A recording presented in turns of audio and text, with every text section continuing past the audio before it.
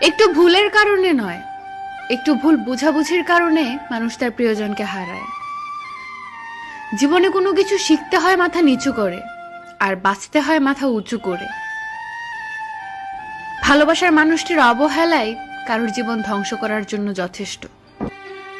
সত্যিকারের ভালোবাসা সেটাই যেখানে সম্মান, শ্রদ্ধা ও পবিত্রতা থাকে। নিজের বাড়ি ভালো হোক কিংবা খারাপ হোক, নিজের বাড়ির মতো শান্তি কোনো রাজপ্রাসাদেও পাওয়া যায় না। তুমি নেই বলে শহরের এত মানুষের ভিড়ে নিজেকে খুব একা মনে হয়। হারানোর ভয় তো সেই বেশি পায় যে সত্যিকারের ভালোবাসে। আগের মতো সবকিছুই আছে, আমিও আছি, তুমিও আছো, কিন্তু নেই সেই আগের মতো ভালোবাসা।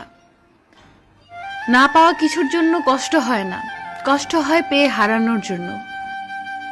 আমার কষ্টটা যদি তুমি সত্যিই বুঝতে, তাহলে এভাবে আমাকে কষ্ট দিতে না। হয়তো কখনো একদিন তুমিও জানবে আমি জন্মেছিলাম শুধু তোমার জন্য। কারো অবহেলা পাওয়ার চেয়ে একা একা থাকা অনেক ভালো।